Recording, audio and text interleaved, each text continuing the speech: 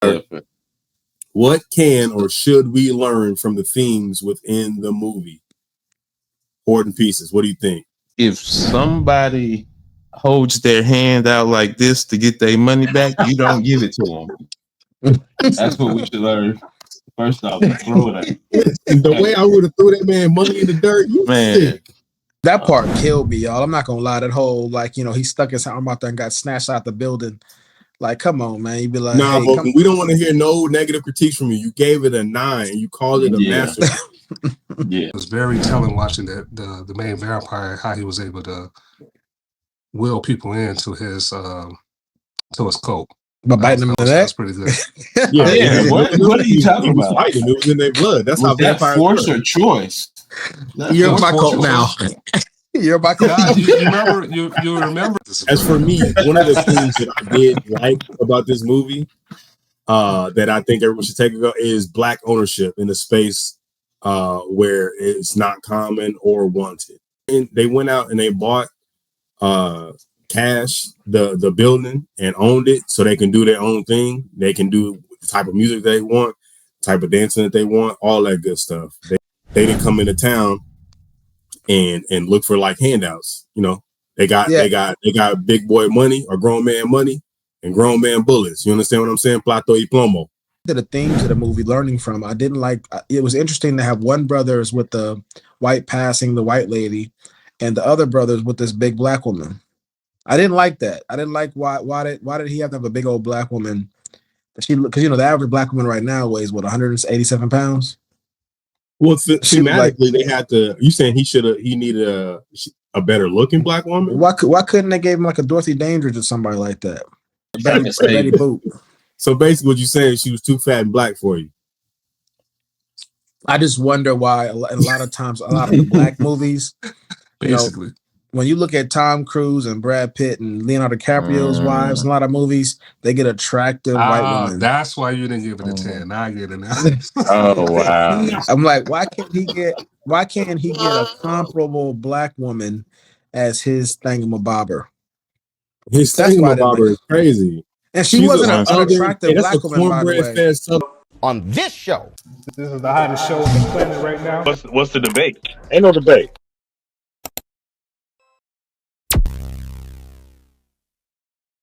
Everything before has been service level, so y'all get y'all thinking caps out right now. What can or should we learn from the themes within the movie Sinners? Now we get deep. All right. Now I'm gonna give it a few seconds to cook before I go to you Hoarding Pieces. I'm gonna make you boys strong. I'm gonna make. Look, Hoarding Pieces got he that's his thinking face, y'all. For the folks out there, whenever you see Hoarding Pieces blank out like that, you doing some mental gymnastics back behind that skull. Yeah. All right, sir. Yeah. What can or should we learn from the themes within the movie? Hoarding Pieces. What do you think? If somebody holds their hand out like this to get their money back, you don't give it to them. That's what we should learn. First off, throw it at the way I would have threw that man money in the dirt, you man. Sick. Don't make deals with the devil. Obviously, that's what I got from it. You know, that part killed me, y'all. I'm not gonna lie. That whole he stuck his arm out there and got snatched out the building. Like, come on, man. You'd be like, nah, hey, Vulcan, we don't want to hear no negative critiques from you. You gave it a 9. You called it a masterpiece. Yeah. Okay. It's too but late. That's what made it a horror. He had to be pulled out of the building for it to be a horror. If they stayed in the building, the movie's over. Beat the little Asian lady up. Nobody says anything. They don't get in. Bruh, it ain't no way. Oh, bro. Oh my gosh. All right. Yeah, but that's all. No, go ahead. You got some more? Oh yeah, that's it. Okay, Eno. What can or should we learn from the themes within the movie? What can? You might put it back up on the screen. You mind? Didn't you write this one? / should. Chill.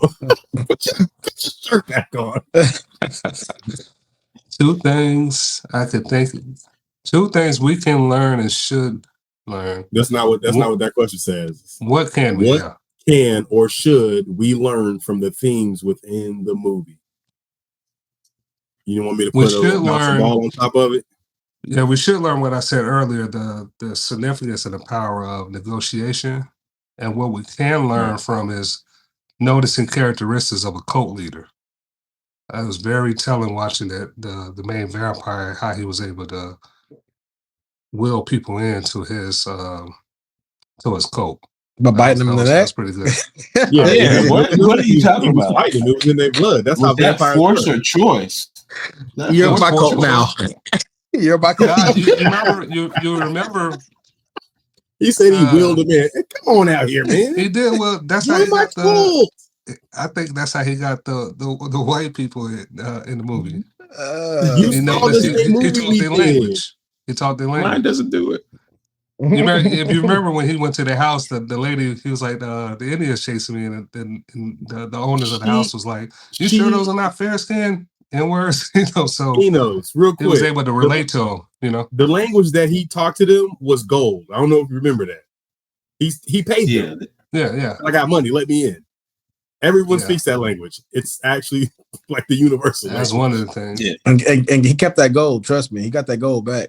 Yeah. He did, because he gave it to Haley Steinfeld later on in the movie. I know he ain't had that much gold. He said, "Give me that gold back now, man." Yeah, got 3 gold pieces. I think that was it. Yeah, I guess to clarify the language, not just the words per se, but the charm he was doing, to able to keep people interested and even wanted to continue conversing with him at times. Charming guy. So say again. The charm he was doing when he's conversing with different people wasn't writing them off. You remember the light-skinned lady, she was still talking to him, and he was able to continue on with the conversation where it kept them interested. That wasn't that long. For the time that he jumped on her, from the time he started talking with that long, remember, he says like 1 or 2 things, and then all of a sudden he takes his thing off and he has all that slobber on him, the saliva. And then next you know, you see her getting up and then him flying, which is crazy. He only flew like that scene, right? Oh yeah, and no, he flew twice. Well, he fell. He flew up behind like jump tie.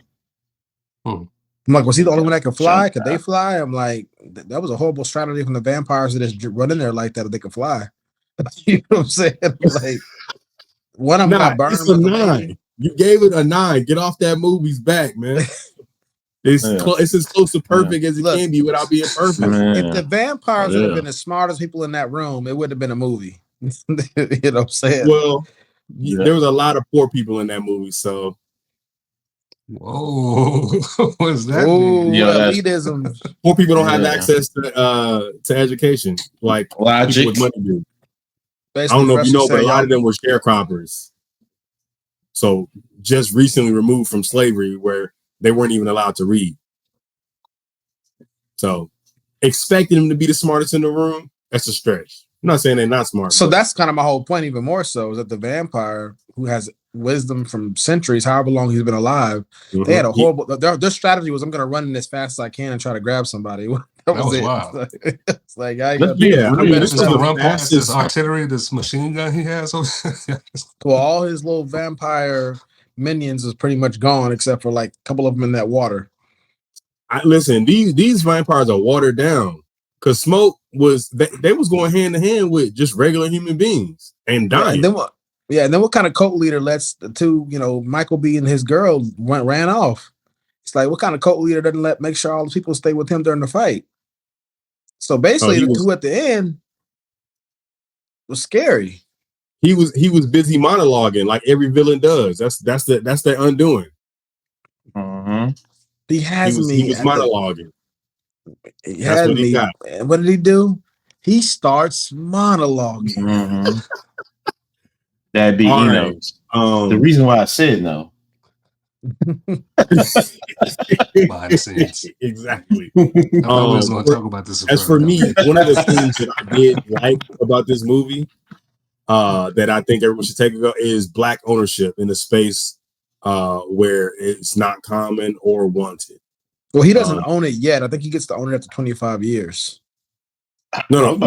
I'm not talking about that. I'm talking about the juke. Oh, Smokers Tax juke. Yeah. They went out and they bought cash the building and owned it, so they can do their own thing. They can do the type of music they want. type of dancing that they want, all that good stuff. They went out and did their own thing.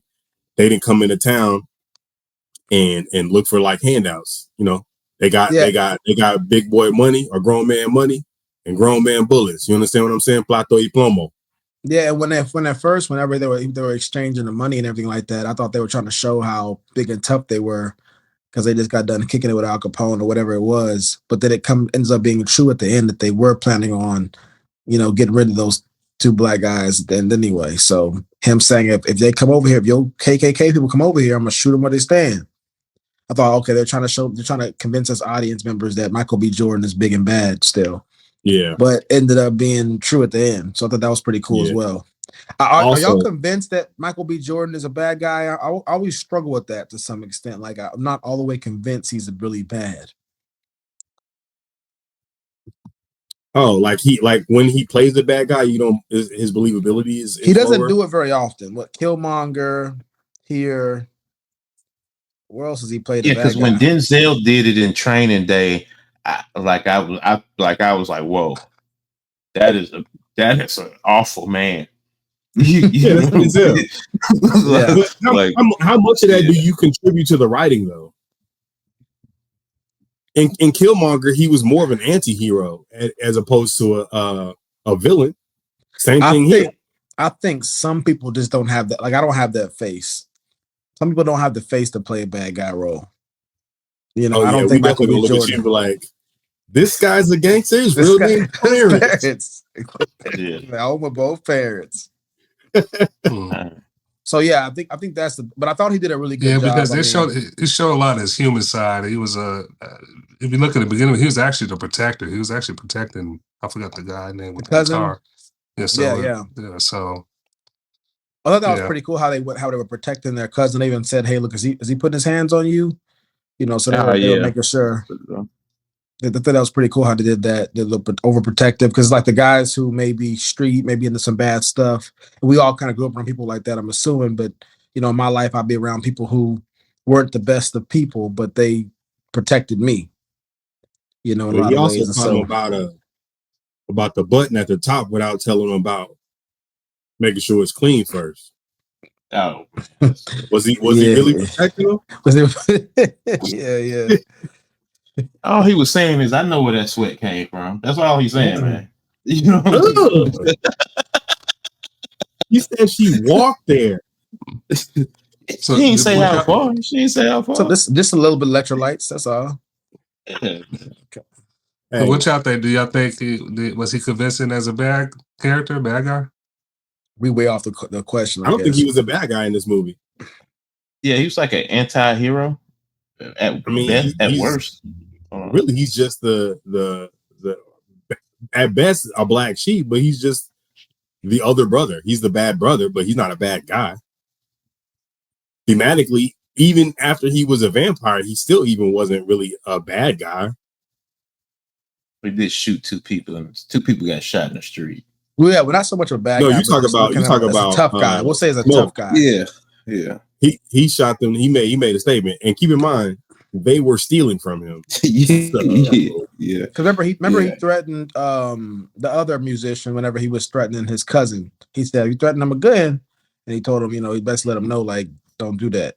So throughout the different parts of the movie. Now, I didn't like going to the themes of the movie, learning from. I didn't like. It was interesting to have one brother is with the white passing the white lady, and the other brothers with this big black woman.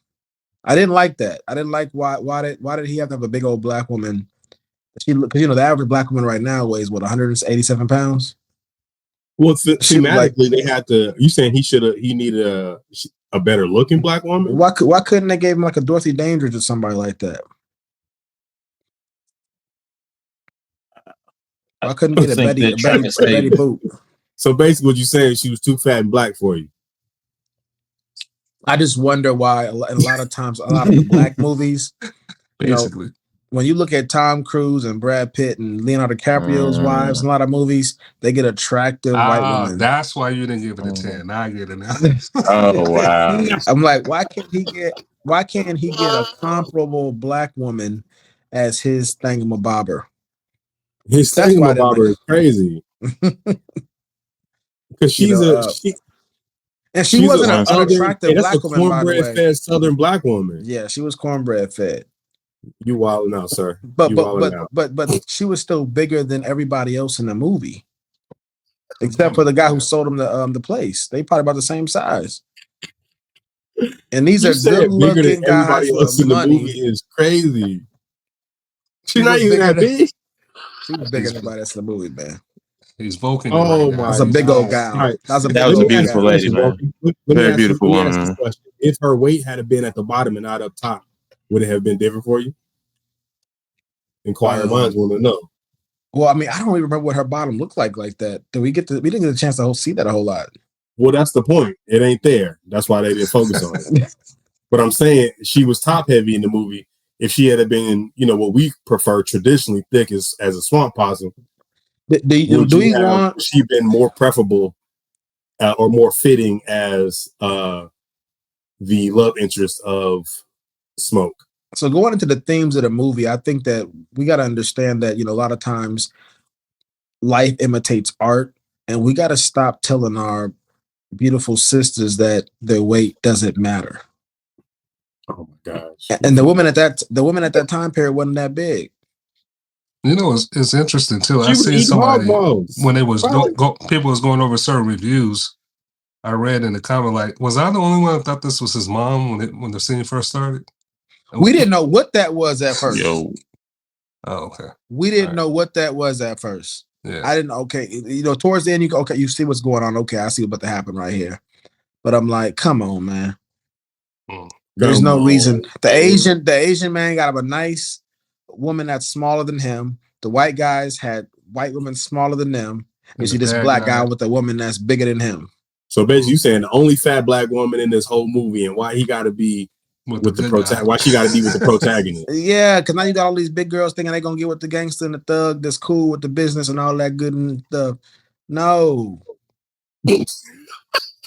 Hey, this is all the folks out there, to the audience watching. I do not align with.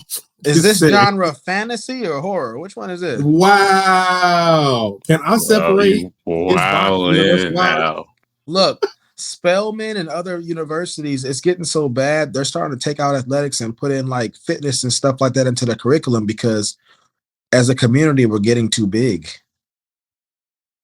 We're getting too big. That's the reality of it. Jesus. Shout out Something to about the name Jesus. Hey, nothing without Jesus is crying right now. She says she's hollering, her head to the sky, tears leaking down her face. Vulcan, you are in rare form tonight, sir. I like this version of you. We all know. We gonna call this No Collar Vulcan, T-shirt Vulcan. It's crazy work. Mm-hmm. All right, gentlemen. Put your collar back on. Put your collar back on. Put your collar on. Were there any specific themes that you wanted to point out, or that you think that we should? Or I think we got to address the elephant in the room. A lot of people that have done we already did, this. And her name, she has a name. God, the elephant that he was messing with in the movie. But you said he was right. You nothing without Jesus. You right. I thought he was relaxed. He's something else. I mean, he turned up. So yeah, we got to deal with the reality. So for people out there who may not be familiar with the black conversation that's happening, is that you have a black culture on full display with all its giftings, blues being a very original American music birthed by foundational black people. And then you have these vampires, and the Irish thing was on purpose. The Irish, historically, they were right alongside the blacks in a lot of ways, like a step above blacks at that time period. And they weren't necessarily considered all the way white. So you see that's why he's able to tell a little bit about what's happening. You think, whenever he's talking to Michael B. Jordan in the movie, and he's saying, like, you think they're really going to give you this land like that? They was coming to do this to you. It's because the Irish are kind of the in-between people at the time. They hadn't gotten their white status yet, but they definitely weren't black still.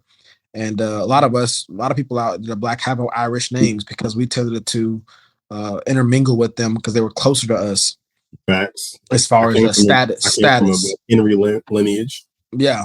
So a lot of us have Irish last names, Irish first names. And a lot of that is because of that reason right there. So I think that's an interesting theme. So there's themes going on right there. And then you have, so just for people to be able to hear it, if they haven't heard the Black narrative, at least one of the Black voices on this topic, which is that, so you got white society vampiring Black excellence. Yep. And that's part of the theme in this whole movie right there. And so you see that happening. I thought that was a pretty good illustration to where it was still good cinema, to where if you didn't know that, you could still enjoy it. But those who are looking for something behind the curtains, you got that too.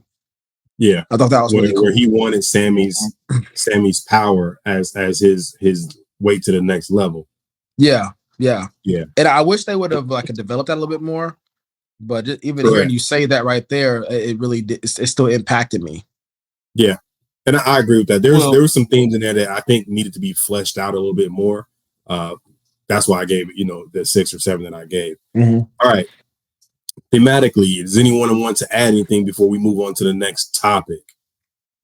Anything about sinners?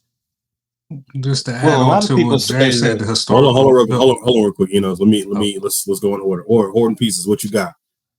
A lot of people say that the whole Sammy part was supposed to be Robert Leroy Johnson, a musician that was actually supposed to be around the Clarksdale, Mississippi area at that time. So yeah, they said he sold his soul to the devil, right? Right. Yeah. He said he sold his soul at the crossroads. Yeah. Oh, but that's you all. Just want to call that out? Yep. Yeah. Mm-hmm. Okay. He knows. Yeah, what you got, sir? 2 minutes or less. Like I said, the historical thing, what was going on historically back then, that was the Great Depression, which started in the 1929 to, 1939. It was very telling when they were showing people using what they call plantation scripts. Wasn't really, it wasn't money. That was, and just to give a little context, when the Great Depression happened, a lot of Blacks, because a lot of factories shut down, they was forced to go back to sharecropping. And when you went back to these home landowners that had the cotton fields, they didn't pay them real money, and they pay them with plantation scripts, and they can only use these plantation scripts at the plantation. So that was pretty cool to see that they was using that form of economy and it had that economy debate with each other. Yeah, that was cool. They had to watch the brothers have that debate about whether or not that money should be allowed to be used or not. Oh yeah, that was good, because you see this narrative of Black entrepreneurs throughout history. A lot of times they go out of business because their heart is with their people, and they don't stick with the rigid economy. Pay me to actually do a lot of deals. You see that in the barbershop movie. A lot of them go out of business because a lot of times Black people don't have that money, and they still cut deals, and in the end, it hurts their business. Okay. You see it both ways. That internal conflict with smoking. You see it both ways. You see Disney has Disney dollars. Arcades have, you got to exchange your money for their money. So whether you use it all or not, you got to come back. V-Bucks on Fortnite. For sure.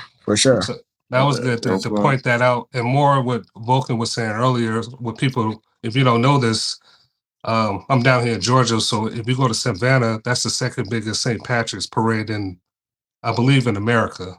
So the Irish has a heavy presence in the South, because at one time when the upper whites, the English and the French left, they left the plantations to the Irish. If you watch movies like Gone with the Wind, you see this narrative being played out. So that was that's what I said, the historical accuracy, how close the relationship between the Irish and the Blacks. That was pretty good. I like that. Okay, good stuff from our resident historian, Enos. You're gonna come on this podcast. We're gonna laugh and we're gonna learn a little bit of everything. Vulcan, last thing on sinners. Anything left? 2 minutes or less, sir. Yeah, so you got the Asian influence in there. You see that you have the guy Asian who's used to be more comfortable on the Blacks. The wife made it seem like she was more about it than money. She was only there because her husband was there, but you see he was, real cool with them when he first got up with the twins again. He was excited to see them, excited to get back down what they had going on. The wife was more reluctant to do so. So you see that's you understand the history of the Asians in this country and how the Blacks have already been very accepting of different people groups and stuff. So the Asians weren't white, they weren't Black, but they were able to associate more readily and easily with the Blacks. but there's also this things like where we can kick it with them, we can make money off them, but we're not really a part of them. And you see there's kind of a divide. The husband was with it, the wife wasn't really with it. So you kind of see that divide there. That was pretty cool. There was a point I was gonna make that I don't even remember what it was, listening to your point, about another theme in there. But so yeah, I'll leave it at that. Okay, awesome. I want to point this out before we move along, is that in a lot of vampire movies, we see that oftentimes people who are converted or turned are hold that thought, Vulcan. I'm gonna come back to you. Who converted or turned have a moral quandary with it. They consider themselves monsters, and they typically hide what they are from their loved ones. In this movie, thematically, it was essentially once you get on that side, you on that side. There's no gray area. There was no moral quandary about trying to convert everyone else, even their loved ones, right, over to that side. It was just straight, oh, this is the best thing ever now. Y'all come over here. There was no, I'm a monster, none of that at all. Yeah, I think we wouldn't do it justice if we didn't bring up the religious element. We haven't really covered that a whole lot. But one thing in this movie you see here, and people have been debating this, which one more powerful, the voodoo versus the Christianity, the established religion, and the more, we would call it ancestral religion, which is debatable, but you have the element there. And so I think that was a theme that was, broken up into different pieces in the movie that you get to see. One of them being when you go into at the end of the movie where the son goes back to the father, he can say, "Put the guitar down, whatever it was." The troublesome part for me with these kind of movies is people who don't understand theology that well. It's, to me, I would call that very legalistic. The guy didn't have to put the guitar down to come back to his father and stuff like that. So it just makes organized religion look more rigid than it really is. Not to say that some of its practitioners don't have those misunderstandings, but you can play. There's no morality to musical sounds, and so whenever you have blues, which a lot of times can be without even having a voice to it. There's no words to it. It could be a cappella. Sorry, not a cappella. It could be without any kind of words to it. There's nothing wrong with that sound, but when you understand historical instrumental, when you see historically what happened with the church, the music that's being played outside of the church versus inside the church, there's always been this battle because people in their rigid, legalistic kind of ways, most of them are just probably ignorant. They didn't, if it had a sound of church music, they didn't want to be played outside of the church. They like that. Then that's mixed in a secular. Yeah, that was a Jimmy Fox movie. Ray Charles. You still see that today, where some of the old saints have an issue with remixing, so quote unquote, secular songs to be gospel. Yeah, and you don't see that battle happening in the scriptures, but you do see that happening socially. And not to say that the conversation should be had and there shouldn't be a debate about some things we can cross the line. I was listening to somebody have a conversation, and they're talking about on a Christian podcast, and they were like, God is slick. See, God is slick, y'all. And he was trying to say this in a way to say how God did something in his life. They kind of did take a twist, and I'm like, saying God is slick is blasphemous. Slick is has a negative connotation. Why would you put a negative connotation term in regards to God? If you want to say God exceeds it, underhanded. Yeah, that I mean, I don't think they meant it that way. And I know we can be very loose with language at times, but I was like, that you got to be careful with something like that, saying that God is slick. Right. And so like I think sometimes we do need people to say, hey, look, that's a little too far. But that's what I would say as far as that point. A pimp named Slickback. A pimp named Slickback. All right, fellas, moving right along. I ain't saying that no more because I got in trouble last time I said it, so I ain't saying that no more. Moving right along, let us go into the next topic, being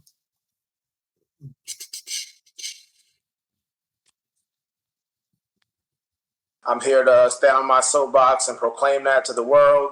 On this show. This is the hottest show on the planet right now. What's the debate? Ain't no debate.